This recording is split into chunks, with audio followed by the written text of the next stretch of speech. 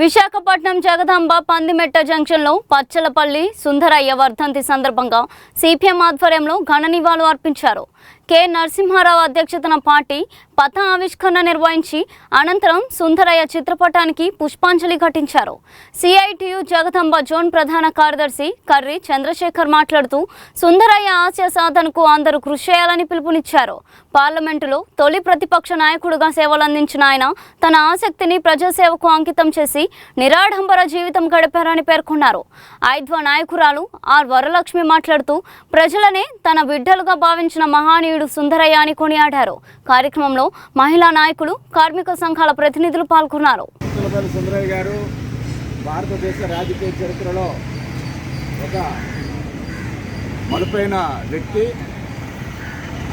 నెల్లూరులో అలగానిపాడులో జన్మించినటువంటి ఒక పెద్ద భూస్వామ ఇంటిలో పుట్టినటువంటి వ్యక్తి.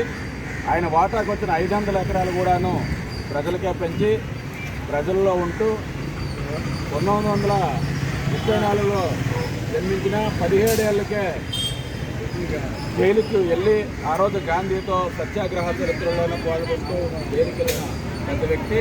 అలాంటి వ్యక్తిని ఈరోజు మనం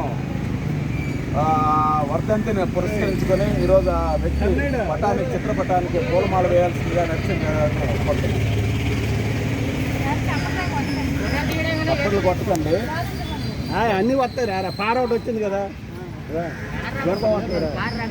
నిలబడరా కొట్టే తీసుకోండి. కారు చూపించు మౌలి గారు. ఈ కారు కూడా మనం లోన్ సాల్వ్ చేస్తాం.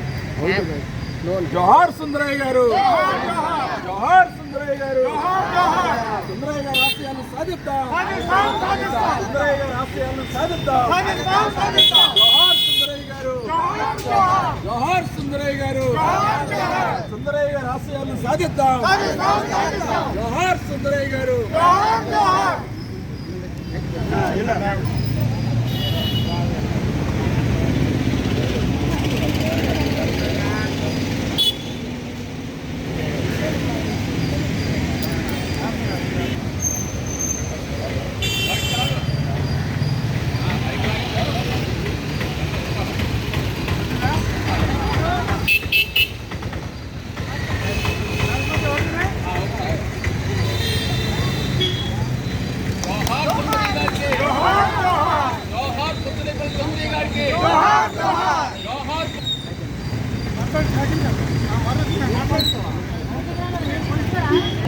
మాట్లాడండి,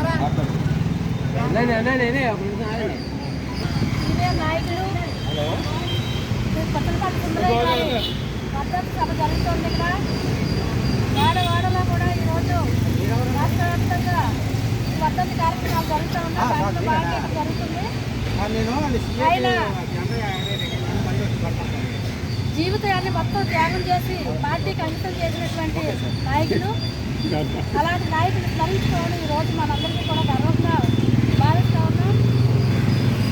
ఆయన ఆస్తి మొత్తం పార్టీకి రాయడం, ప్రజలే నా బిడ్డలు, మనకి బిడ్డలు కూడా అవసరం లేదని చెప్పి పెళ్లికి ముందే ఆ భార్యతో మాట్లాడి పెళ్లి చేసుకుని ఫ్యామిలీ ప్లానింగ్ చేయించుకొని పార్టీ నా కుటుంబం, మన కుటుంబం, పార్టీ ఉన్నటువంటి ప్రతి బిడ్డ కూడా